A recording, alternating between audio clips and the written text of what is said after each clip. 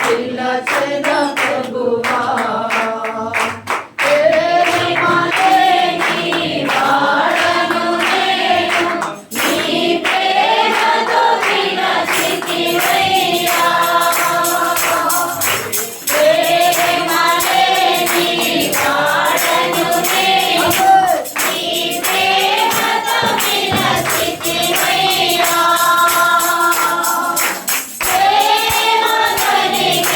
Bye.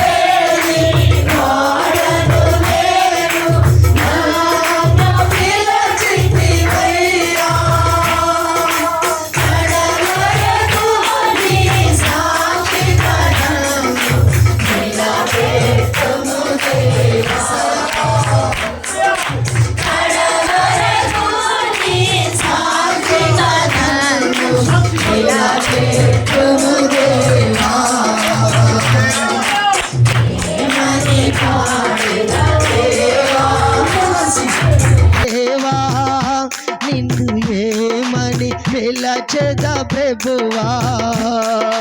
ప్రేమ లేని వాడను నేను, నీ ప్రేమతో పిలచితివయ్యా. ప్రేమ లేని యేసయ్యా, ప్రేమతో పిలచితివయ్యా. ప్రేమ కలిగిన వాడవయ్యా, ప్రేమ సంపూర్ణుడా. ప్రేమ కలిగిన దేవుడువయ్యా, ప్రేమ సంపూర్ణుడా. ఏమని పాడే దేవాని, ఏమని పిలచెద ప్రభువా. ఏమని పాడే దేవాని, ఏమని పిలచెద ప్రభువా.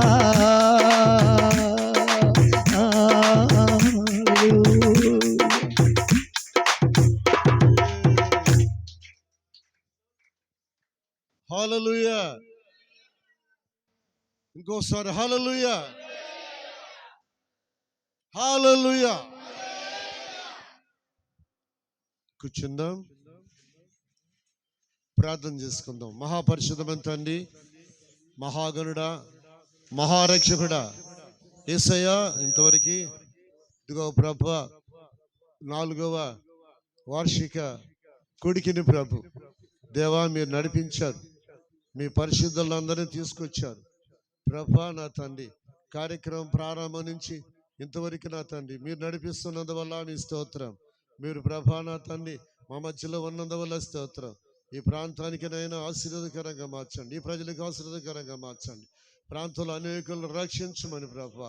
దేవా దేవా దేవానైనా సాహసానికి సంఘానికి నడిపించి నా తండ్రి గొప్ప దేవుడా. ప్రాణాలు ప్రభానైనా అగ్నికి ఆకుతి కాకుండా ప్రభా, అయ్యా నరక అగ్నికి నా తండ్రి దిగిపోకుండా ప్రభా, అయ్యా నరకంలో వేయబడకుండా ప్రభా నా తండ్రి దేవ ఆత్మల్ని ప్రాంతంలో రక్షించమని ఇదిగో నా ప్రభ వాక్య పరిసరి ప్రభా మీ దాసును మరుగుపరిచిన తండ్రి. కుడి వచ్చిన వారందరితోనైనా అందరితో నాతో మాతో ప్రభా మీరు మాట్లాడి తండ్రి ఆశీర్వదించమని యేసుక్రీస్తు నామములో ప్రార్థించి వేడుకుంటున్నాం తండ్రి. ఆమేన్, ఆమేన్. హల్లెలూయా, హల్లెలూయా, హల్లెలూయా. చప్పటి కొట్టి దేవుని మహిమపరుచుకుందాం.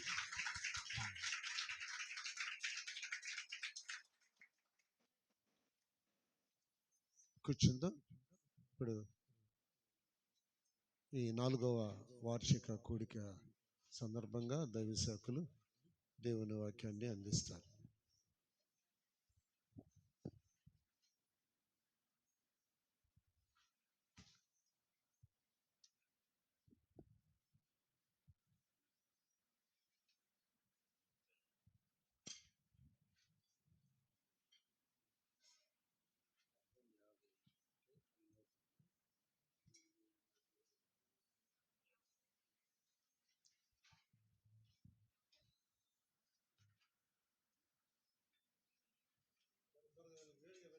హల్లెలూయా, హల్లెలూయా. దేవుని నామానికి స్తోత్రం. కూడి వచ్చినందరికీ హృదయపూర్వక వందనాలు. ఈ 4వ వార్షిక ప్రార్థనా కూడికు మీ పనులు, ఉద్యోగాలు, వ్యాపారాలు అన్నీ ఇడిచిపెట్టి వచ్చినందుకు ప్రేమపూర్వకమైన వందనాలు. హల్లెలూయా. దేవుని సన్నిధికి కూడి వచ్చిన మనమందరము దేవుని సన్నిధిలో ఏది అవసరమో అయి వచ్చిన్నాము. బైబిల్ గ్రంథములో ఒకసారి దేవుని సన్నిధిలో కొందరు కూర్చొని దేవునితో మాట్లాడినారు. ఏమని? నీవు గాన నీ సన్నిధి మాతో కూడా పంపకపోతే నీ సన్నిధి నుండి మమ్మల్ని తోడుకొని పోవద్దు. నీ సన్నిధిలో మమ్మల్ని తోడుకొని పోవద్దు. ఎందుకని? ఎక్కడ రాసి పెట్టినది? బైబిల్ గ్రంథములో. దేవుని సన్నిధి లేకపోతే బ్రతకలేమని అతనికి అర్థమైపోయింది. దేవుడు మనతో లేకపోతే, దేవుడు గాని మనతో లేకపోతే, హల్లెలూయా, దేవుడు లేకపోతే ఇక మనం బ్రతకలేమని అర్థమైపోయింది. హల్లెలూయా, దేవుడి నామానికి స్తోత్రం. దేవుడు లేకపోతే మనము జీవించలేము. ఎక్కడ? నిర్గమాకాండం 33వ అధ్యాయము 14వ వచనంలో మనం చదువుకున్నట్లయితే, అందుకు ఆయన, నా సన్నిధి నీకు తోడుగా వచ్చును, నా సన్నిధి నీకు తోడుగా వచ్చును, నేను నీకు విశ్రాంతి కలుగు చేసేదనగా, నేను మీకు విశ్రాంతి కలుగు చేస్తానని చెప్పగా, మోషే, నీ సన్నిధి రాని ఎడల, నీ సన్నిధి రాని ఎడల ఇక్కడ నుండి మమ్మల్ని తోడుకొని పోకుము, ఇక్కడ నుండి మమ్మల్ని తోడుకొని పోవద్దయ్యా, నా ఎడలను, నీ ప్రజల ఎడలను, నా ఎడలను, నీ ప్రజల ఎడలను నీకు కటాక్షము కలిగినదని, నీకు కటాక్షము కలిగినదని దేని వలన తెలియబడును, మాకు దేని వలన తెలియపడును చెబుతున్నాడు. నీ ప్రజలకు నాకును నీ కటాక్షము ఎలాగా బయలుపరచబడినది అని మాకెలాగ తెలుస్తుంది? నువ్వేమో తోడుకోను అని చెప్తున్నావు. ఎక్కడ ఒకసారి ఆ 12లో చదివినట్లయితే 33:12 ఏమైనా మాట్లాడుతున్నాడు దేవుడు. మోషే యెహోవాతో ఇట్లనెను, చూడుము, ఈ ప్రజలను తోడుకొని పొమ్మని, చూడుమయ్యా, ఈ ప్రజలను తోడుకొని పొమ్మని నీవు నాతో చెప్పుచున్నావు గాని నాతో ఎవరిని పంపిదవో, ఎవరిని పంపుతావు? అది నాకు తెలుపలేదు. ఎవరిని పంపుతావు? ఎవరిని పంపుతావు చెప్పు. నీవేమో తోడుకో నువ్వు ఈ ప్రజలు తోడుకో నువ్వు. ఈ ప్రజలేమో సామాన్యమైన ప్రజల? ఈ ప్రజలు ఎటువంటి వారు? చెప్పిన మాట వినే ప్రజల? ఆ వ్యతిరేకము లేకుండా ఉండే ప్రజల? తోడుకో నువ్వు అని ఈ ప్రజలను పిలుచుకొని పోమని చెప్తున్నావు, కానీ నాతో కూడా ఎవరిని పంపిస్తావు? జానపాలను పంపిస్తావా? లేదంటే ఇసాగనన్ను పంపిస్తావా? ఎవరిని పంపిస్తావు సహాయంగా? ఎవరిని పంపిస్తావని అడుగుతున్నాడు. ఎందుకంటే ఆ ప్రజల గురించి ఆలోచించుంటాడు. ఎప్పుడు దేవుడు ఆ కానాని పట్టణం, ఆ కానాని యాత్రలో నడిపించడానికి ఈ ప్రజలను ఎలాగ నడిపించాలి, వాళ్ళకి ఆహారం ఎలాగ పెట్టాలి, వాళ్ళకు నీళ్ళు ఎలాగా, వారికి పడుకొని చోటు ఎలాగా, వాళ్ళకి అనారోగ్యత వస్తే వాళ్ళ పరిస్థితి ఏంది, వాళ్ళకు జ్వరం వస్తే పరిస్థితి ఏంది, లేదంటే వారికి ఏదైనా అకస్మాత్తుగా ఏమైనా జరిగితే పరిస్థితి ఏంది. ఈరోజు ఒక కుటుంబంలో 10 మందిని పోషించాలంటేనే సరిపోదు భత్యము. అమ్మ వండిన అన్నం సరిపోదు. లేదంటే ఇక్కడ వచ్చిన వారికి ఈరోజు వంట తయారు చేయాలంటే దాదాపు ఒక 10 మందికి ఒక 2 గంటల సమయం పట్టింది. ఇక్కడున్న ఒక 100 మందికి భోజనము తయారు చేయాలంటే 2 గంటల సమయం పట్టింది. 6 లక్షల మందికి ఆహారము సిద్ధపరచాలంటే 1 పూట, 2 పూట్ల, 3 పూట్ల, రాత్రింబగలు 40 రాత్రింబగళ్ళు వారికి అట్లా ఎలాగ ఆహారం సిద్ధపరచాలి, ఏం చేయాలని ఆలోచించుకొని నువ్వు చెబుతున్నావు, చాలా ఈజీగా చెప్తున్నావు. తోడుకొని పో అంటున్నావు. ఎవరిని పంపుతావు? ఎవరిని నువ్వు పంపేది? ఎవరిని తోడుకొని పోమని చెప్తావు?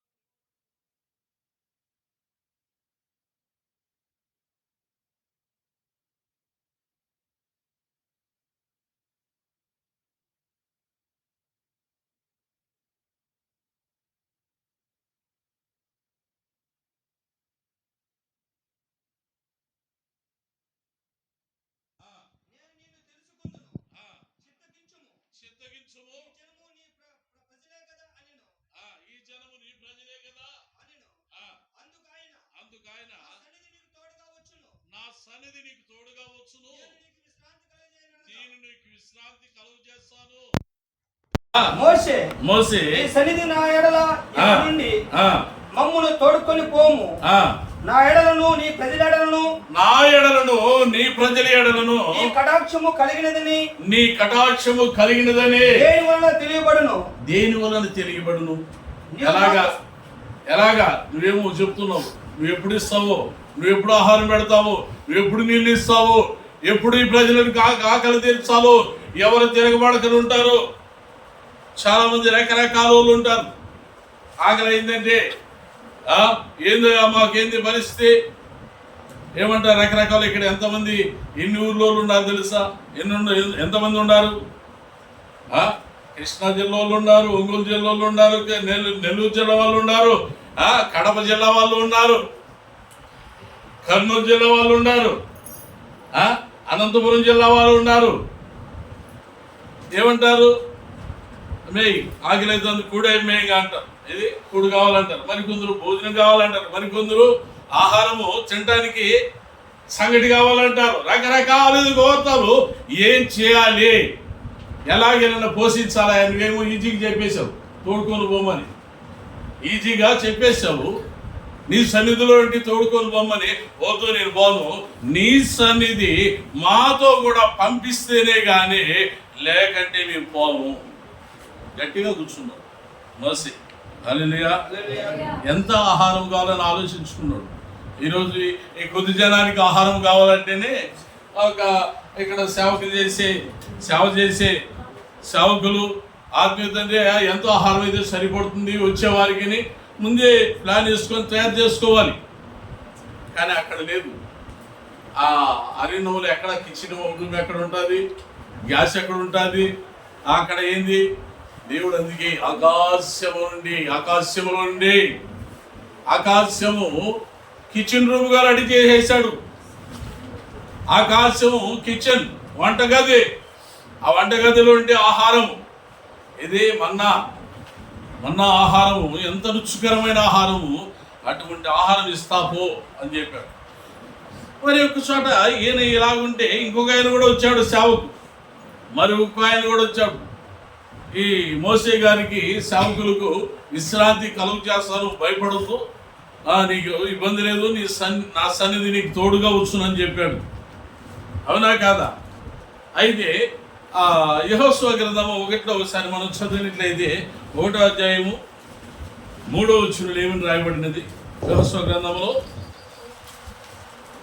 నేను మోషేతో చెప్పినట్లు మీరు అడుగుపెట్టు ప్రతి స్థలమును మీకు ఇచ్చుచున్నాను. అడుగుపెట్టు ప్రతి స్థలమును మీకు ఇచ్చుచున్నాను. ఎక్కడ? యెహోషువలో 1వ అధ్యాయము 3వ వచనం చదువుతున్నామా? 1:3లో అరణ్యమును ఈ లెబానోను మొదలుకొని మహానది యూఫ్రటీసు నది వరకును హిత్తీయుల దేశమంతయు పడమట మహాసముద్రం వరకును మీకు సరిహద్దు. నీవు బ్రతుకు దినములన్నిటిను ఏ మనుష్యుడును నీ ఎదుట నిలవలేకుండును. నేను మోషేకు తోడయుండినట్లు నీకు తోడై ఉంటానయ్యా. నిన్ను ఎడవను, నిన్ను ఎడబాయను. నిబ్బరము కలిగి ధైర్యముగా ఉండు. మొట్టమొదట నిబ్బరము కలిగి ఉండాలి. అప్పుడు ధైర్యం వస్తుంది. మోషేకు తోడై ఉంటాను. నీవు బ్రతుకు దినములన్నీయు ఏ మనుషుడు నీ ఎదుట నిలవలేకుండా నేను మోసేకు తోడైనట్టు నీకును తోడయుందును. నిన్ను ఎడవను, నిన్ను ఎడబాయను. కానీ నీకు నిబ్బరం కలిగి ఉండాలి. నిబ్బరము లేకపోతే దేవుడు కూడా ఏం చేయలేడు. మనిషికి నిబ్బరము లేకపోతే నిబ్బరము కలిగి ఉండాలి. నిబ్బరముడదు. నిబ్బరము లేకపోతే, ధైర్యము లేకపోతే దేవుని సేవలో కావచ్చు. దేవుడు ఏమని చెప్తున్నాడంటే నిబ్బరము కలిగి నేను ఎవరికి చేసిన ప్రమాణము నీకు ఇస్తానని చెప్పినాడు. మోసేకి చేసిన ప్రమాణం, ఇది పితరులతో చేసిన ప్రమాణము ఈ దేశము నిశ్చయముగా నీవు స్వాధీనము చేసి ఈ జనములను నువ్వు స్వాధీనము చేసుకుందువు. హల్లెలూయా. అయితే నీవు నిబ్బరము కలిగి జాగ్రత్త పడు, బహుదైన్యము కలిగి ఉండు. నా సేవకుడైన మోషే. ధైర్యం ఎటువంటిది? బహుదైన్యం ఎటువంటిది? ధైర్యం ఉండాలి, బహుదైన్యం ఉండాలి. ధైర్యంగా పోతాం, కొంచెం కాసేపు ధైర్యంగా పోతాం. పోయినాడు ఒక ఆయన ధైర్యంగా పేతురు గారు నెల మీద యేసు ప్రభువుని చూసి నేనే రా అని చెప్పి వచ్చాడు. నీళ్ళ మీద వచ్చాడు, ధైర్యంగా వచ్చాడు. మొట్టమొదటి కాస్త ధైర్యంగా వచ్చాడు, నడవదాగాడు. నడిచినప్పుడు గాలి ఎక్కువైపోయింది. ఆ గాలిని చూసి ఏమనుకున్నాడు? కాస్త కిందికి చూశాడేమో, నెలలోకి చూశాడేమో. ఏమైపోయింటుంది? చాలా వరకు 6 నెలలు ఏముంటాయి? సముద్రంలో తిమింగలాలు ఉంటాయి, ముసళ్ళు ఉంటాయి, పెద్ద పెద్ద పాములు ఉంటాయి. మునిగిపోసాగితే మునిగిపోతే ఈ ఆడ నన్ను పట్టుకొని లాగేస్తాయని ధైర్యం వదిలిపెట్టాడు. బహుధైర్యం లేదు అక్కడ. ధైర్యంగా వెళ్ళాడు. మనం కూడా ఏదైనా కాస్త ధైర్యంగా ముందుకు సాగుతాం. ఒత్తిడి ఎక్కువైనప్పుడు, పని ఒత్తిడి ఎక్కువైనప్పుడు, సమస్యల ఒత్తిడి ఎక్కువైనప్పుడు, వ్యాధి ఒత్తిడి ఎక్కువైనప్పుడు ఏమవుతుంది? ధైర్యం ఉండదు. కాస్త పోస్తూ ఉండి ధైర్యము కోల్పోవటము, నిబ్రము కోల్పోవటము, బహుధైర్యం అని చెప్పాడు ఇక్కడ. అంత కాదు, నువ్వు బహుధైర్యముగా అయితే నువ్వు ఎలా ఉండాలి? జాగ్రత్త పడు, నిబ్బరము కలిగి ఉండాలి, బహుధైర్యము కలిగి ఉండాలి. బహుశ్రమలు వస్తాయి, ఇబ్బందులు వస్తాయి, ఇరుకులు వస్తాయి, నిందలు వస్తాయి, అవమానాలు వస్తాయి. అయితే బహుధైర్యము నువ్వు కలిగి ఉండాలి. ధైర్యంగా ఉంటావు. కాస్త పుస్తక ధైర్యం ఉంటుంది. కాస్త ధైర్యము కోల్పోతే ఇంకేమవుతాడు? మనిషి పిరికోడైపోతాడు. కనుక దేవుడు చెప్తున్నాడు, బహుధైర్యముగా ఉండమని చెప్తున్నాడు యెహోషువకు. నువ్వు బ్రతుకు దినములన్నిటి ఏ మనుషుడు నీ ఎదుట నిలవలేకుండా ఉండినట్లు నేను మోసేకు తోడైనట్లు నీకు నువ్వు తోడైందును. హల్లెలూయా. ఎలా మోసేకు తోడై ఉన్నాడు? ఎర్ర సముద్రం ముందర అడ్డం వస్తే తోడై ఉన్నాడు.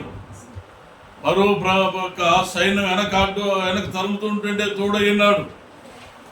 రకరకాల శ్రమలు, ఉపద్రతలు, అనేకమైన సమస్యలు, ఆపదలు ఉన్నప్పుడు మోసేకు తోడై ఉన్నాడు. నీకు నువ్వు తోడైందని యెహోషువకు చదివిస్తున్నాడు. దేవుని సన్నిధి, హల్లెలూయా. దేవుని సన్నిధి ఎంత ఆధారం అనుకున్నావు. మరి చోట మనం చదువుకున్నట్లయితే దేవుని సన్నిధిలో ఒక ఆయన అయితే అందరూ కూర్చొని ఉన్నారు. చాలామంది శిశువులు ఉన్నారు. అందులో స్థలం సరిపోక బయట కూర్చున్నట్టు ఒక ఆయన అయితే, అయ్యా ఒక మాను కొట్టుకొని వస్తాము, ఆ మాను తీసుకొని వస్తాం, ఇంకో స్థలం కట్టుకుందాము, ఇక్కడ స్థలం చాలేదని ఎలీషా గారితో చెప్పారు. ఇక్కడ చదవండి, 2 రాజుల గ్రంథంలో 6వ అధ్యాయము 1వ వచనంలో సార్ చదివినట్లయితే 6:1 అయితే 2 రాజులు. ప్రవక్తలు శిష్యులు ఎలీషా వద్దకు వచ్చి ఇదిగో నీ యొద్ద మాకున్న స్థలం ఇరుకుగా ఉందయ్యా, స్థలం ఇరుగ్గా ఉంది, చాలేదు, అందుకే బయట కూర్చోండి, మీ వద్ద మాకున్న స్థలం ఇరుగ్గా ఉంది. మనం ఒక పని చేద్దాం. ఏం చేద్దాము? ఆ స్థలం కాస్త పెద్ద చేసుకుందాం. నీ సెలవైతే మేము యోర్దాను నదికి పోయి, నీ సెలవిస్తే, దైవశాఖలు సెలవిస్తే యోర్దాను నదికి పోయి తలా మాను అక్కడ నుండి కొట్టుకొని వచ్చి మరి ఒక చోట నివాసము మందిరం తయారు చేసుకుందాం మనవి చేయగా అతడు వెళ్ళుడని ప్రత్యుత్తరం ఇచ్చెను. వెళ్ళండి అని ప్రత్యుత్తరం ఇచ్చాడంట. వాళ్ళలో ఒకడు మాత్రం చాలా తెలివైనవాడు. ఎవరిలాగా? ఎవరు తెలివైన వాళ్ళు ఉన్నారు? తెలివైన వాళ్ళు ఉంటే వారు చేయొద్దండి. తెలివైన వారు ఉంటే ఒకసారి చేయొద్దండి. ఎవరు లేరు తెలివైన వారు? హల్లెలూయా. తెలివైన వారు అంటే ఎటువంటి వారు? అయ్యా నీవు కూడా మాతో రావాలి. ఏమంటున్నాడు? నీవు కూడా దయచేసి మాతో రావాలి. చదువు అలాగనే ఒకడు ఆ. దయచేసి నీ దాసులమైన మాతోను కూడా దయచేసి నీవు మాతో కూడా నీవు రావాలని కోరగా ఆ. అతడు ఆ. నేను వచ్చేదనని సరే చెప్పి అలాగే వస్తానని చెప్పినాడంటే ఇప్పుడు మనం కూడా ఎప్పుడన్నా ఎక్కడన్నా పోవాలంటే ఆత్మీయతని పిలుస్తాం కదా, దేనికైనా రావాలంటే మీరు కూడా ఉంటే బాగుంటుంది బ్రదరు, పలానా ప్రార్థనకి మీరు రావాలి అని ఎలాగా మనం బ్రతిమలాడుకుంటాం, అలాగా ఆ దైవశాఖలను కూడా దేవుని సన్నిధిలో నుండి ఆ ఒక తెలివైన దాసుడు పిలుచుకున్నాడు. ఏం జరిగింది? పిలుచుకుని పోతే ఏం జరిగింది? అక్కడ వారితో కూడా పోయెను.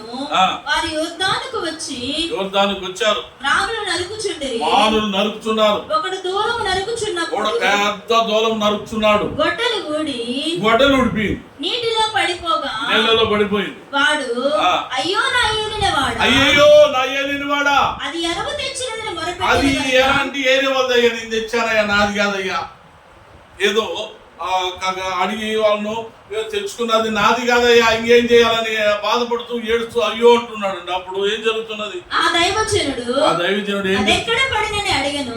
ఎక్కడ పడిందో చూపించు. వాడు అతనికి ఆ స్థలమును చూపింపగా ఆ స్థలం చూపించగా అతను కొమ్మ ఒకటి ఒక కొమ్మ నరికి నీళ్ళలో వేయగా ఆ నీళ్ళలో ఆ కొమ్మ వేయగా గొడ్డలి తేలెను. గొడ్డలి తేలిందంట. రెండు చేతులతో ఒకసారి క్లాప్ చేయండి. హల్లెలూయా. ఆ కొమ్మ వేసాడు అంతే. ఏం చేశాడు? అయస్కాంతం ఏమైనా పెట్టాడా? అయస్కాంతం ఏమైనా పెట్టాడా? కొమ్మ వేసాడు. ఆ కొమ్మ ఒకటి నరికి నీళ్ళలో వేయగా ఆ గొడ్డలు వచ్చి అయస్కాంతంలాగా అతుకున్నది. దేవుని సన్నిధి వారితో ఉన్నది. హల్లెలూయా. దైవ శాఖలు పిలిపించుకున్నారు. అది దైవ శాఖలు ఎప్పుడు పిలిపించుకున్నాడో అక్కడ అపాయము తప్పోయింది. దేవుడు వారితో కూడా ఉన్నాడు. అప్పుడు వారికి ఆ పోయిన ఒక వస్తువు దొరికింది. అప్పుడు అతని కింద ఆయన ఏమన్నాడమ్మా? ఆ తర్వాత అది చూసిన వారు అతడు దానిని పట్టుకొని వానితో చెప్పగా ఆ. వాడు ఆ. తన చెయ్యి చాపి దానిని పట్టుకొనెను. ఆ. సిరియా రాజు ఇశ్రాయేలుతో యుద్ధము చేయవలనని ఆ. కోరి చాలు. హల్లెలూయా. మనం పోయింది ఆ మాన్లు కొరకే పోయినాం. సరే, దేవుని స్తోత్రము. ఆ ఒక దైవశాఖుడు వచ్చినందుకు ఆ గొడ్డలు దొరికింది. దైవశాఖుడు వచ్చినందుకు దేవుని సన్నిధి వారితో కూడా వచ్చింది. చాలా తెలివైన వాడా, ఇప్పుడు తెలివి తక్కువవాడా? దైవశాఖుడు లేకపోయింటే, సేవకులు లేకపోయింటే, చాలామంది సేవకులు లేకుండానే వాళ్ళు కుటుంబాలు జీవిస్తున్నారు. ఇప్పుడు కూడా చాలామంది కుటుంబాల్లో సేవకులు లేక, సంఘాల్లో సేవకులు లేకనా పర్వాలేదు, మనకు వాక్యం తెలుసులే, ఆడపోయిన వాళ్ళ చాలామందికి వాక్యం తెలిసి ఉంటారు. ప్రవక్తలు ఏముంది? ప్రవక్తలు అనేక మంది పెద్దలు అందరూ వచ్చారు. అందరూ వచ్చితే అందరూ పోతున్నారు. కానీ ఎలీషా సేవకుల్ని, దైవ సేవకుల్ని కూడా రమ్మని ఒక తెలివైన దాసుడు పిలుచుకున్నాడు. హల్లెలూయా. సరే, అలాగా దేవుని సన్నిధి వస్తే ఎవరికి మేలు జరుగుద్ది? దేవుని సన్నిధిలో ఎవరికి మేలు జరుగుద్ది? ఒకసారి యేషయా గ్రంథములో 63వ అధ్యాయము 63లో 9 నుండి 10 వరకు చదివినట్లయితే, యేషయా గ్రంథం వారి యావత్ బాధలో మనిషికి ఏ బాధలు ఉంటాయి? యావత్ బాధలు అంటే ఎన్నో రకరకాలు, చెప్పలేని బాధలు. ఆయన సన్నిధిలో నుండి దూత వారిని రక్షించిన. రెండు చేతులతో క్లాప్ చేయాలి. అక్కడ నుండి యావత్ బాధల నుండి ఆయన్ను రక్షించినంత సన్నిధి నుండి దూత వచ్చి ప్రేమ చేతను రక్షించినది, తాళిమి చేత రక్షించినది. ఎత్తుకొని మోసుకొని వచ్చేవాడంట మన దేవదూత ద్వారా. హల్లెలూయా. ఇప్పుడు మనలందరినీ దేవుడు మోస్తున్నాడు. మనలందరినీ కూడా దేవుని సన్నిధిలో ఉండే ప్రతి ఒక్కరిని కూడా దేవుడు మోసుకునే వస్తున్నాడు. నీ భారము, నీ కుటుంబ భారము, నీ పిల్లల భారము, నీ యొక్క సమస్యల భారము, యావత్ బాధలన్నీ దేవుడు మోసుకొని వస్తూనే ఉన్నాడు తన దూతల ద్వారా. హల్లెలూయా. తన దూతల ద్వారా మోసుకొని వస్తూనే ఉన్నాడు. ఎన్ని బాధలు ఉంటాయి? రకరకాల బాధలు ఉంటాయి. నాకు ఏ బాధ లేదండి అని ఎవరైనా ఉండారా? బాధలు అంటూ నాకు లేదండి, చింతలు అంటూ నాకు లేదండి, వేదన అంటూ నాకు లేదండి. ఎవరికి ఉన్నది నాకు మాత్రం లేదు. యావత్ బాధలు. ఎన్ని బాధలు ఉంటాయి మనిషికి? ఆయన సన్నిధిలోన వారిని దూత రక్షించిందంట. ఎలాగా? ప్రేమ చేత. ప్రేమ లేని వారైతే వారికి ప్రేమ చూపించి తాలిమ చేత, తాలిమ అంటే సమాధానం, వారిని విమోచించును. ఆ తర్వాత కిందమ్మా, ఇంకా కింద ఏం రాయబడింది? అయినను వారు తిరుగుబాటు చేసి, అయినా తిరుగుబాటే. హల్లెలూయా. అందుకే మోసే ఏం చెప్పాడు? నేను పోనంటే పోను, నువ్వెవరిని పంపిస్తావు నాకు చెప్పు. నాకు తోడుగా వారిని సముదాయించే వారిని మల్లు తిప్పించుకునే వారిని ఇదిగో ఒక తాడి మీద నడిపించే, ఒక మార్గం నడిపించేవారు ఎవరు వస్తున్నారు చెప్పు. నేను పోను, నువ్వేం పొమ్మని చెప్తున్నావు, నేను పిలుచుకొని పోను. నువ్వు చెప్తే అంత ఈజీగా నేను విన్నాను. ఎందుకంటే వాళ్ళను నడిపించడానికి నా శక్తి కలిగినదని ఎలాగ నేను నమ్మేది? దేవుడు మనకి ఈరోజుగా మారిపోతాడు అంతే.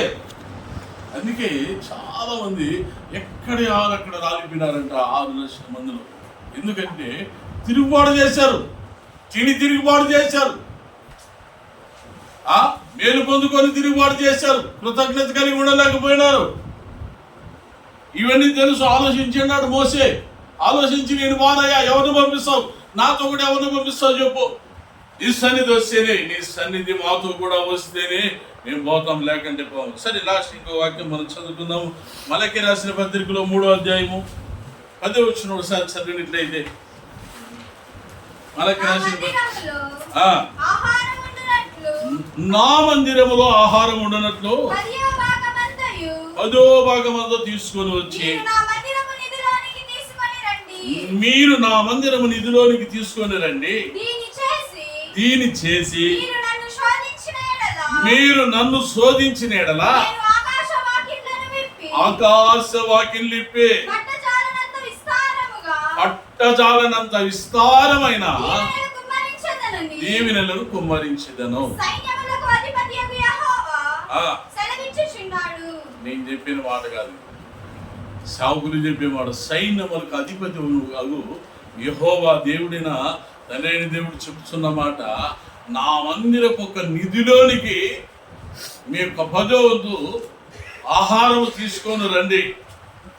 ఇది చేసి మీకు ఒకవేళ మేలు జరగకపోతే, మీకు మేలు జరగని యెడల అప్పుడు నన్ను శోధించండి.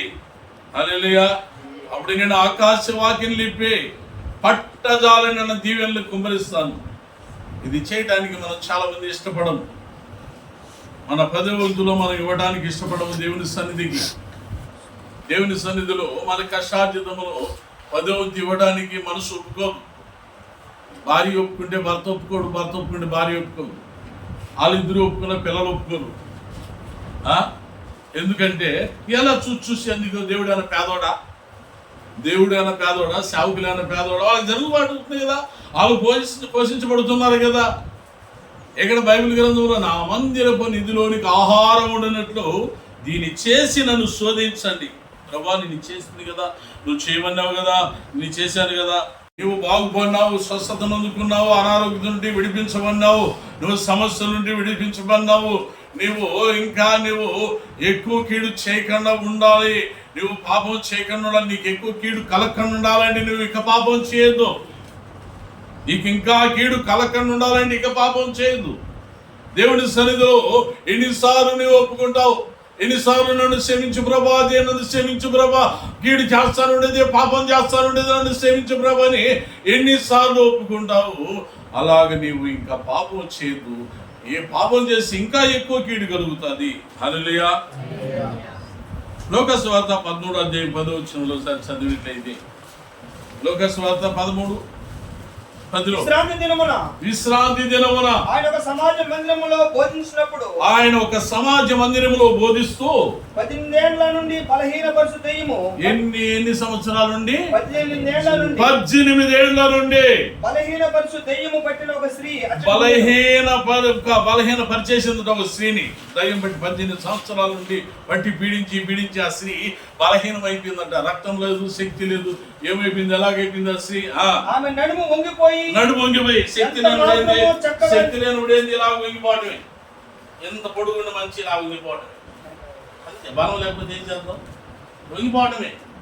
ఎంత బలము కలిగిన వారైనా ఎంత మాత్రము చక్కగా నిలబడలేకుండా ఉన్నదంట.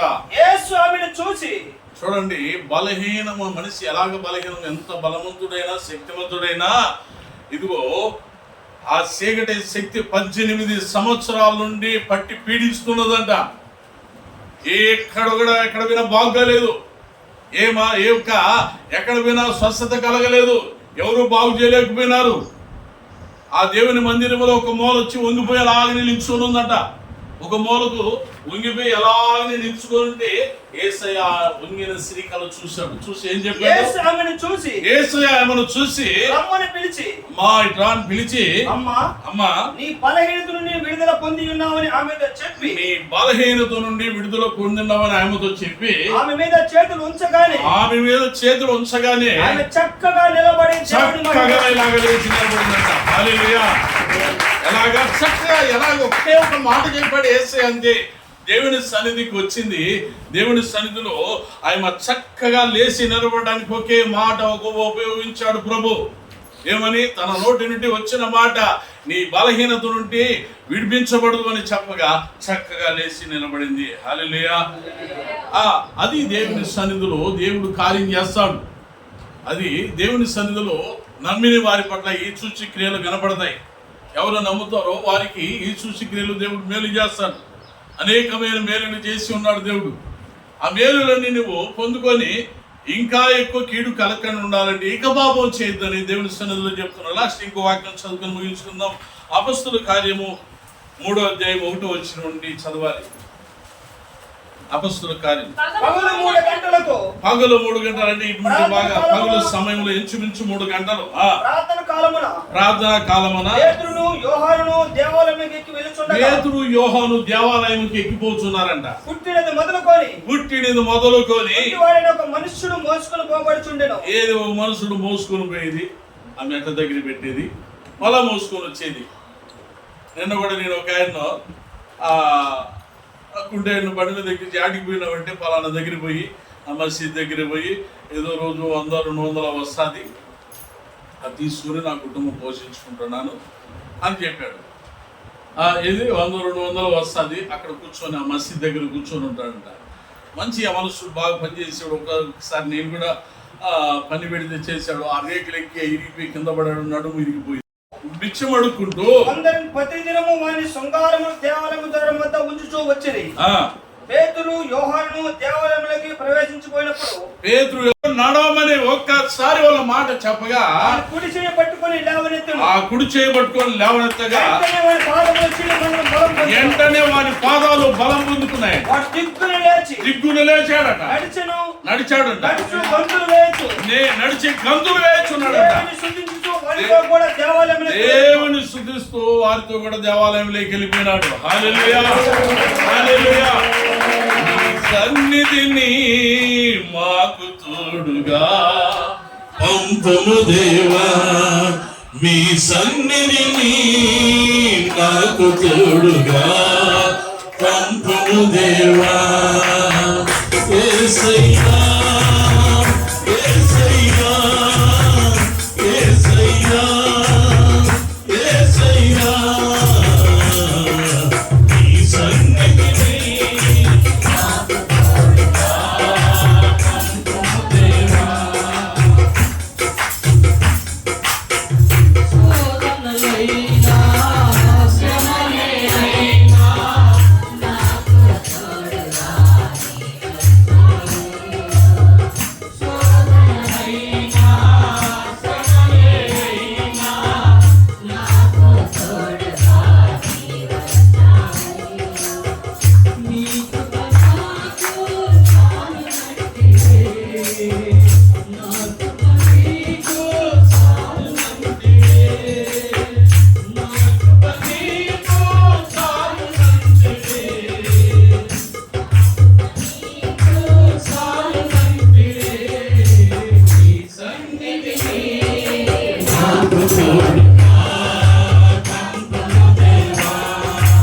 నీ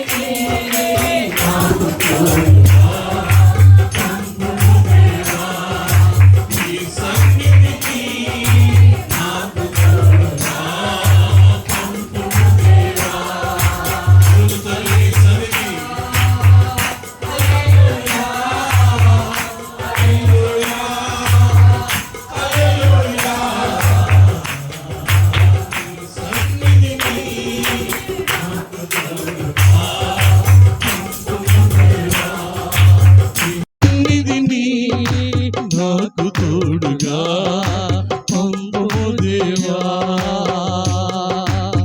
అవును తండ్రి, నీ సన్నిధి మాకు తోడుగా పంపు ప్రభు. యేసయ్యా.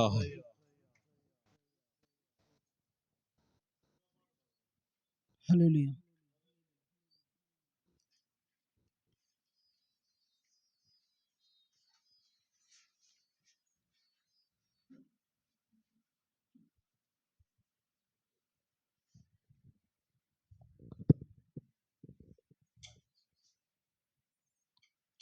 ఆత్మతోను సత్యముతోను ఆరాధింతును నా ప్రభువా.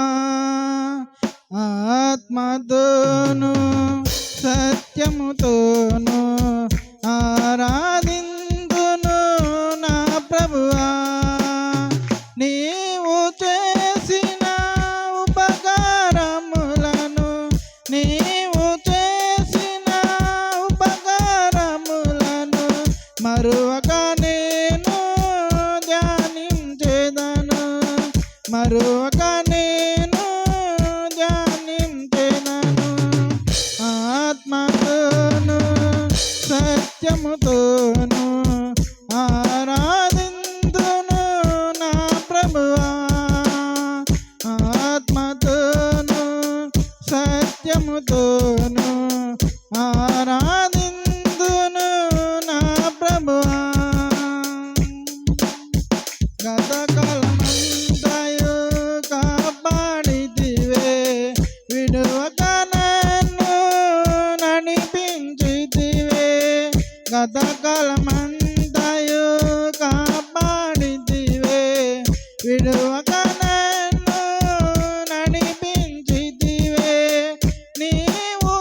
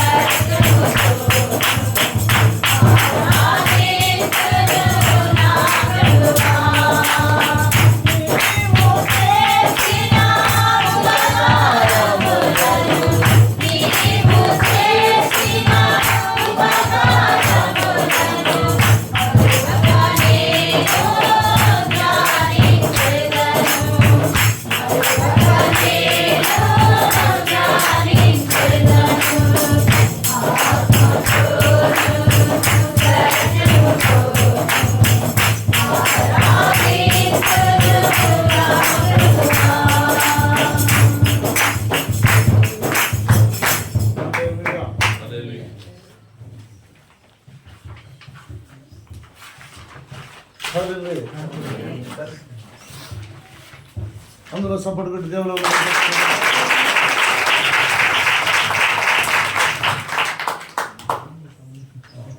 ప్రియారా మనకి ఈ 4వ వార్షిక కూడిక మన ప్రభు మన రక్షకుడు ఇంతవరకు నడిపించారు. సపోర్ట్ కొడదామా?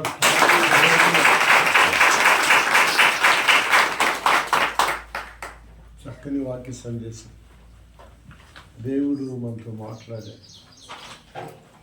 దేవుడు అందరితో మాట్లాడు. ఆయన్ని నమ్మి దేవుడే నొప్పుకొని రక్షణ కలుగజేసి రక్షణ పొంది దేవుని యందు జీవిస్తున్న వాడితో దేవుడు మాట్లాడుతూ ఉంటాడు. దైవసేవకుల ద్వారా మాట్లాడతాడు. దైవసేవకుల ద్వారా హెచ్చరిస్తాడు. దైవసేవకుల ద్వారా నడిపిస్తాడు. ఇది ఒక వాక్యం. దేవుడు మనతో మాట్లాడాలనేది మన పిల్లగా మన భాగ్యవంతులు. మనిషి ఎంత మాట్లాడినా పిల్లగా అది ఆ మాటలో ఆదరణ, దేవుని వాక్యములో ఆదరణ, ఆశీర్వాదాలు ఉంటాయి. దేవుని సన్నిధిలో మనం ఉన్నాం. ఇప్పుడు దేవుని కళ్ళు మనం చూస్తున్నాం. ఎంతమంది నమ్ముతారు? పిల్లగా చూడండి, తల్లిదండ్రులకి బిడ్డలు ఉన్నారనుకోండి, ఆ బిడ్డ పట్ల తల్లి తండ్రికి ఎంత ప్రేమ అనురాగము ఉంటుందో అట్లే మనం దేవుడికి పిల్లలయ్యి ఈ పట్ల అపార కృప దేవుడు మన పైన ఉంచాం. అందరూ సామంతులు ఉన్నారు. అందరూ గొప్ప గొప్ప విద్యావంతులు ఉన్నారు. అందరితో మాట్లాడుతూ తన ప్రజలతోనే ఆయన మాట్లాడతారు. తనకు కావాల్సిన వాళ్ళతోనే మాట్లాడతారు. తనకు కావాల్సిన వాళ్ళని ఎత్తుక్కుంటూ వస్తారు. ఈ ప్రాంతంలో అనేక రచించుటకు ప్రభు ఈ ప్రాంతానికి వచ్చారు. ఆమె పాపములు శాపములు పడి విడిపించబడలేక, విడుదల లేక, విడుదల పొందలేక ఉన్న ప్రజల్ని విడిపించుకుంటూ ఆయన పల్లెలు, పట్టణాలు, గ్రామాలు తిరుగుతాడు. తిరిగి ఉన్నాడు. దేశంలో ఎందుకు తిరిగాడంటే మతం స్థాపించడం కాకుండా, కులం కూడా కాకుండా, చెడిపోయిన ప్రజలు, రక్షణ లేని ప్రజలు, విమోచన లేని ప్రజలు, భూగోళంలో కూడా వారి కోసం ఆయన పట్టణాలు తిరిగాడు. పట్టణాలే కాదు, పల్లెలు తిరిగాడు. పల్లెలే కాదు, గ్రామాలు తిరిగాడు. గ్రామాలే కాదు, దేశం అదంతా సంచరిస్తున్నాడు. ఆత్మదేవుడే సంచరిస్తున్నాడు. శరీరంగా కూడా ఆయన తిరిగాడు. ఎందుకు తిరిగాడంటే వీళ్ళగా నశించిపోతున్న ఆత్మని రక్షించుటకు.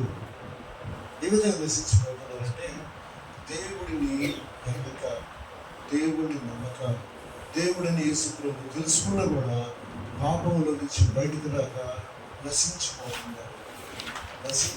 వాళ్ళు నరకానికి సిద్ధంగా ఉన్నారు, దగ్గరగా ఉన్నారు. ఆ దగ్గరగా ఉన్న వాళ్ళని ఈయన హక్కుని చేర్చుకొని రక్షించుటకు పరిశుద్ధమైన పరిపూర్ణమైన దేవుడు ఆయన ప్రాణాన్ని లెక్క చేయలేదు. ఒక పాపి జబ్బు వచ్చిందనుకోండి భయపడిపోతారు. పడిపోయినటువంటి భయపడిపోతారు. ఏదైనా భయంకరమైన విషయాలు తెలియదు భయపడిపోతారు. ఎందుకంటే చచ్చిపోవడం అంటే ప్రాణం పోతుంది. ప్రాణాన్ని ప్రేమించుకుంటున్నటువంటి మనిషి. ఇది ఈయన పాపి కాదు, ప్రభు యేసుక్రీస్తు. ఈయన మనిషి కాదు, ప్రభు యేసుక్రీస్తు. ఆయన ఆత్మదేవుడై ఆయన భక్తునిగా మార్చుకుని శరీర తరగా ఈ లోకానికి వచ్చాడంటే కేవలం మనిషి ప్రాణమును రక్షించదు, మనిషి ప్రాణాన్ని విమోచించదు. ఎందుకంటే మనిషిలో ఉన్న అతను పాపి కానీ పరిశుద్ధులు కానీ మనిషిలో ఉన్న ప్రాణము దేవుడు పెట్టి ప్రాణం. మనిషి దేవుని పోలికైన దేవుని పోలికైన మనిషి తను తాను పాడు చేసుకుంటాడు. మనిషిలాగానే దేవుడు ఉంటాడు. అంటే దేవుడు మనిషిని దేవుడు చేయడు, దేవుడు మనిషిని చేశాడు, ఆయనలాగా చేశాడు. ఆయన మహావీరుడు, మహా గొప్ప దేవుడు. మనిషిని చేసిన వారు ఇంకెవ్వరు లేరు. ప్రభు అయినటువంటి యేసుక్రీస్తు మాత్రమే దేవుడు, ఆయనే మనిషిని చేశాడు. హల్లెలూయా. కాబట్టి చిన్న హెల్ప్ ఎవరైనా చేస్తే మనం కృతజ్ఞత చెప్తాం కదా. ఇప్పుడు ఆయనలాగా మనం చేస్తే మనం ఏం చెప్పాలి? దేవుడికి చెబుతూ ఉండాలి, దేవుడా మీలాగా నన్ను చేశారు, మీలాగా నన్ను చేశారు. ఆయన స్వరూపంలో మనం గర్వించాలి. ఏమంటారు? స్వరూపంలో మనం గర్వించాలి. మనసును చూసి మనము మనసు బలహీనత చూసి మనం బలహీనలు అయిపోతున్నాం. అది చాలా పొరపాటు. మనుషుల్ని ఎప్పుడు మనుషుల బలహీనతలను ఎప్పుడు మనము లెక్క పెట్టము. ఇప్పుడు సత్యం వింటున్నాము, మనం ఎలాగ ఉన్నాము? దేవుడిలాగా ఉన్నాము. హల్లెలూయా. అందుకని ఎలాగ ఉన్నాం? మనం దేవుడిలాగా ఉన్నాం. ఎంతమంది అనుకుంటారు? ఆత్మ పెంచి చేయండి. దేవుడిలాగా నన్ను చేశాడు. సంతోషమే కదా, సంతోషం కదా. ఏదో చెట్టులాగా తెలియదు కదా, ఏదో ఒక రాయిలాగా తెలియదు కదా, ఏదో మట్టి పుట్టలాగా తెలియదు కదా. ఎట్లా చేశాడు? మట్టి పుట్టగా చేయబడ్డవాడు అనేది లేదు, చెట్టులాగా చేయబడ్డవాడు, దారంలాగా చేయబడ్డవాడు. దారంలాగా చెట్టులు పెడతారు, దారం చెట్టులు పెడతారు, వ్యక్తులు అదే చేయబడ్డా మనం. మీరు ఈ వేళల్లో చూసుకోండి, మిమ్మల్ని చూసుకున్నప్పుడు మీరు దేవుడికి అనిపిస్తారు. అలాగే చూసుకుంటారా? దేవుడిని చూసుకుంటారా? అద్దాలు ఉన్నాయి మీ దగ్గర, మీరు తెచ్చుకున్న బండి అద్దాల్లో చూసుకోండి, దుడ్డి అద్దాలు చూసుకోండి. మిమ్మల్ని చూసుకున్నప్పుడు దేవులాగా దేవుడిలాగా మనం ఉన్నాం కాబట్టి దాన్ని ఎందుకు ఏడుచుకుందామా? సిద్ధిద్దామా? ఎగిరి గొంతు వేయాలి. ఇంత టాలెంట్ కలిగిన దేవుడికి ఎవ్వరు లేరు. ఇంత ప్రేమ కలిగింది. నాలాగా మనిషి ఉండాలా అని. మనిషికి ఒక ఆయన ఒక అపార్ట్మెంట్ కలిగి ఉంటుంది, ఇంకొక ఆయన కూడా అపార్ట్మెంట్ ఉండాలని నేను ప్రార్థన చేస్తాడా? నేను ఉన్నాడు ఒక అపార్ట్మెంట్ పెట్టాడు, అపార్ట్మెంట్ కట్టుకుంటూనే ఉంటాడు కానీ కట్టుకోండి కానీ మాస్టర్ గారు కూడా ఒక అపార్ట్మెంట్ కొట్టుకోవాలి అని కోరుకుంటుందానికి మన తెలిసి మనిషి, ఆయన మనిషి. కాబట్టి దేవుడు చూడండి, పక్షపాతి కాదు అని చెప్పడానికి ఇదే మనకి నిదర్శనం. ఇదే మన నిదర్శనం. ఆయనలాగా చేసి మరి ప్రతి మనిషి పోషణకి తన ధాన్యాలు ఇస్తున్నాడు, నీళ్లు ఇస్తున్నాడు, గాలి ఇస్తున్నాడు కాదు, శ్రమిస్తున్నాడు. ఎప్పుడు ఈ మేలు మర్చిపోతే కృతజ్ఞత లేని వాళ్ళు అవుతారు. కృతజ్ఞత లేని వాళ్ళు దేవుగా ఏమన్నారు? కూలిపోతారు అన్నారు. కృతజ్ఞత లేని వాళ్ళు తర్వాత సత్యము, సంగము, సావాసము, వాక్యోపదేశము, వీటన్నిటి యందు మనము కృతజ్ఞత కలిగి ఉండాలి. ఆమె హల్లెలూయా. మరి ఇంకొక విషయం, ఇంకా మీరందరూ సేవకుడికి అందరూ బాధ్యతగా మీరు రోజు 3 సార్లు చేస్తున్నారు కాకుండా ఇంకా కొంచెం తెలుసుకోండి. ఇక్కడ ప్రజలు నరకంలోకి పోకుండా, ఇక్కడ ప్రజలు రక్షించబడినట్టుగా మనం ప్రార్థన చేయాలి. మనం రక్షణ పొందాం కదా, మన ప్రాణాల రక్షణ నరకాలుగా మనం కాపాడుకుంటున్నాం కదా.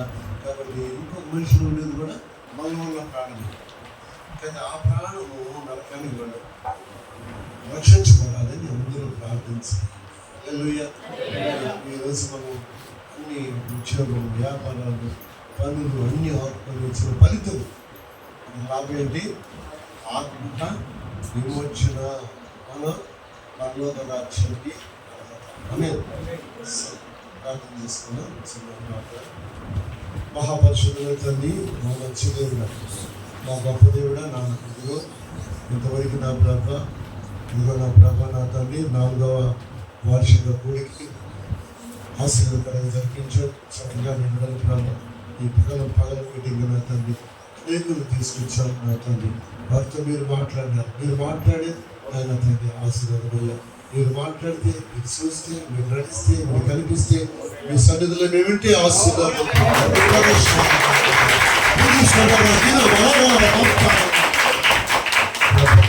చూస్తున్న వారిని ఆశీర్వదించండి, రక్షించండి ప్రభావ, రక్షణగా వచ్చేది ప్రభావ.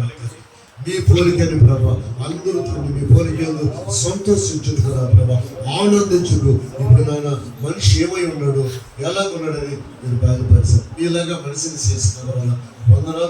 అందుకు కృతజ్ఞతగా జీవించుకో. ఏ పాపానికి నా ప్రభా సోటు ఇవ్వకుండా, ఏ పాపముని చేర్చుకోకుండా, ఏ పాపం దగ్గర వినకుండా, ఏ పాపము జరిగించకుండా మీలాగా ప్రభా మిమ్మల్ని పోలి జీవించుకో. మీ రాజ్యానికి అనుగుణంగా మార్చండి.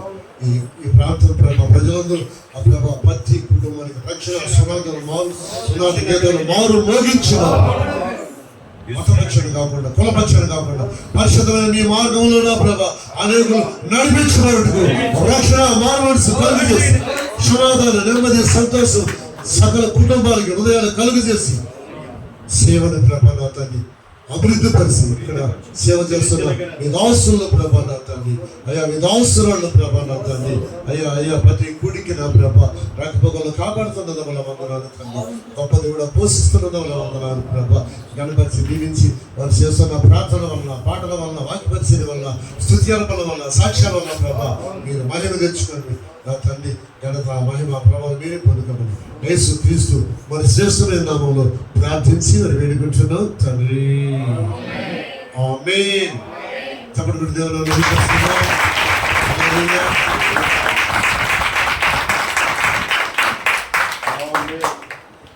ఆశీర్వాదం మన తండ్రి అయినటువంటి దేవుని ప్రేమ, మన ప్రభు యేసు క్రీస్తు వారి కృప, పరిశుద్ధాత్మ దేవుని సన్నిధి సహవాసం ఇప్పుడు ఎల్లప్పుడూ మనకి నీ సకల పరిస్థితులు ఈ ప్రాంత సేవకులకి, ఈ ప్రాంత ప్రజలకి ఆయన సన్నిధి, ఆయన తోడు, ఆయన సహవాసం సదాకాలం ఉండనుగాక.